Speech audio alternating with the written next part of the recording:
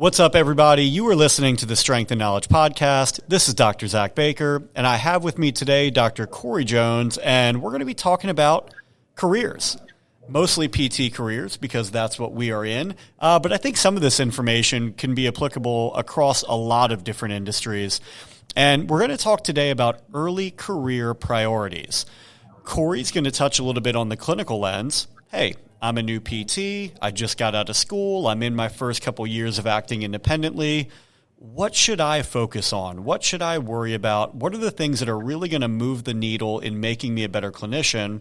And then I'm going to shed a little bit of light on what should we be thinking about career and professional development. Within those first few years, what should we have in mind of things that we should start kind of keeping a pulse on to help make sure that we're moving our career in a destination that we're happy with and we're excited about. So, Corey, when you think about your own personal experiences, or now that you've been mentoring students, what comes across your mind as things that should be a high priority early on in someone's clinical career? Yeah, I would say a couple things come to mind. I would say one initially is just getting a lot better at diagnostics. So really zeroing in on how you know if something is a mobility problem versus a stability problem, making sure that you know what influences different diagnoses. So making sure you're kind of looking at that regional interdependence. So if I have a shoulder issue, I'm looking at the neck, looking at the elbow, all these different things. And the big thing there, we've kind of talked about it before, is just finding CEUs that help you organize those things for yourselves, and looking into mentorship where you're really zeroing in on, can I diagnose well? The reason diagnostics matters is because that's where your treatment comes from. You can have all the treatment ideas in the world, but if your diagnostics aren't solid, then it's kind of like throwing paint at a wall versus, hey, can we actually zero in on the actual problems that we are seeing in a eval, and then picking that low-hanging fruit and really getting people better faster. So I'd say one thing is really getting your diagnostics zeroed in. And then the other thing I would say is just really zeroing in as well on the phases of rehab. So do you know how to progress somebody from day one to their end game or return to sport? If you know what to walk through section by section, you have good diagnostics, like I mentioned before. You can say like, hey, here's the things I want to make sure that I clear in this first early phase. I really want to get after some of these range of motion problems, central nervous system problems, bring that pain level down. Then diagnostically, I do some objective tests, and I know what tests to do in order to move me to that next phase, to make me get to, hey, now I'm doing some bodyweight competency. I know the tests that get me to strength. I know the tests that get me to plyos. So I think like having any kind of experience or CU, again, mentorship that really zeroes in on organizing some of this phase-based rehab so that you're progressing people well, progressing safely and as quickly as possible, and making sure that you actually help them to finish a course of care. Because anybody can come to you for an eval or two visits, but if you really want them to finish, you're trying to really zero in on getting them through each of these phases. And then I would say the third thing that comes to mind is your communication style, right? So really getting better at communicating, getting better at that social IQ, emotional IQ, understanding people better. And that can be anything from reading books, reading stuff about social psychology, reading stuff about human interaction. There are so many rich resources out there about human behavior and communication. And the better you are at soft skills, then all of the science side of things that school gives you start making a lot more sense. And you can put them into the context of the person in front of you. So 3 things: zeroing in on those diagnostics, making sure you understand that phase-based rehab, and getting better at communicating and just better at the soft skills, honestly. And the big takeaway I get from that is get really good at the big picture. And I think coming out of PT school, you spend a long time in school, between undergrad and then going into graduate school, and you're learning a lot of information. And admittedly, in PT school, about half of the information is about part of the field that you're not going to practice in. So then you finally start practicing. It's like, all right, now I can really dive all in to the orthopedic or the acute care, whatever part of it you're in. And I see people majoring in minutia, and they get so far down these rabbit holes of wanting to get really, really, really good at one specific type of treatment or one specific pathology, and they lose sight of what you just said. They lose the ability to accurately diagnose. And it doesn't matter how good you are at treating something if you can never figure out what the heck you're treating. And then they get really, really good at knowing, all right, I'm reading this chapter book.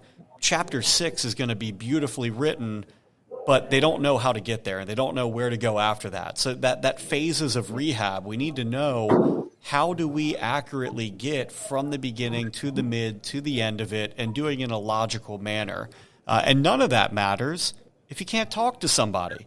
And right. If you can't communicate it, then they're either going to quit coming in because they don't know why they're coming in, or it's not pleasant when they come in because maybe you just need to work on those interpersonal skills.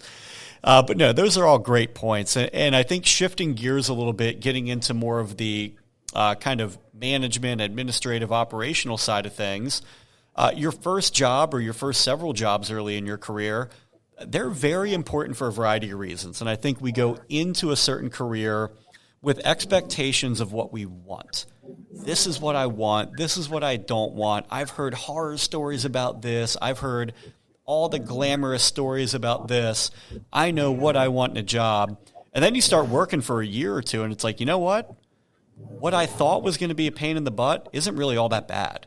And what my CI told me I needed to really focus on, it's not really like that big of a deal. I don't care about that. And this could be anything. We could be talking about, the hours that you work, how flexible your schedule is. Do you work weekdays or weekends or evenings or mornings? Do you work in a big facility or a small facility? Are you an independent clinician, or do you work on a team of 10? Do you get paid a lot? Everybody wants to get paid more, but like, how much does being paid a lot but working a job you hate influence things? So I think there's a variety of different things that everybody's going to have a little bit of a different spin in regards to what they are looking for and what they want. And that can change. And you're not going to be the same person coming out of school as you are 5-10 years later. Maybe family dynamics change. Maybe your personal values change. Maybe what your interest in PT change. Maybe you go from ortho to travel care or home health. So I think just sitting back and looking at that's important. And I'd be curious, like, did you hit any different crossroads in your career where you realized, hey, this is what I really want now, or this is what I thought I once wanted, and now it's just not as big of a priority? Oh, 100%. Yeah. I would say it kind of goes back to, what are you zeroing in on? I love that you said everything happens kind of in seasons, and you have to be willing to permit yourself to change during those different seasons. There's been times when the only thing that mattered to me was location of my job. And then there's other times when what mattered to me more was the clinical side of things. I really think what was important for me early on, there's a book called The Neo-Generalist. I'm telling you, buy it, read it. It's so freaking good. I tell all my students to read it.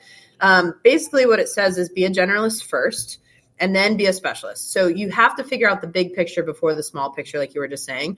And so there's been a couple of jobs where I'm like, I just need to really figure out how to be a good PT. And I just need to figure out a rhythm of treating. I need to figure out how to put all this crazy information from school into a treatment session. And I really feel like early on, I had a couple of jobs that definitely would not be my choice now, but they helped me that way. They helped me be a generalist first. Then as I got more interested in different things, I really zeroed in on sports just because that's been like my whole life's passion. And I was like, I really want to become more specialized in that. Then that helped me start choosing jobs and choosing strategies for things. I started giving up a little bit more of my time outside of the clinic to do outreaches. I did a lot of screens for athletes. I was hanging out with high school and college coaches to say, how can I help your team? I was designing warm-ups for different teams and going to just different fairs and stuff to kind of advertise my skills. And that led to, hey, I really want to work in a place where if I attract these athletes and work with these athletes, can I help them actually get better and reach their goals too? So then that changed what kind of place I was looking at. Like your goals are definitely going to change. Sometimes it's location or work-life balance. Sometimes it's where is my family going to be happier? Sometimes it's no, I have professional goals, and that's what I'm zeroing in on right now. And I've been practicing for almost 14 years now. And I would say there's been at least, like 4 different like seasons in my life where I've been zeroing in on different things. So, I think that's really important to find out what matters to you most in the moment and give yourself some grace to change your mind whenever that's not the case at the time, for sure. Awesome. Well, Corey, I appreciate the thoughts. If you are a new clinician, hopefully this gives you a few things to think about. If you're an experienced clinician, hopefully this gives you some topics of conversation with students, colleagues, anybody that's new to the field. If you're listening and you enjoyed this episode, please share, like, and subscribe, and stay tuned for the next episode on the Strength and Knowledge Podcast.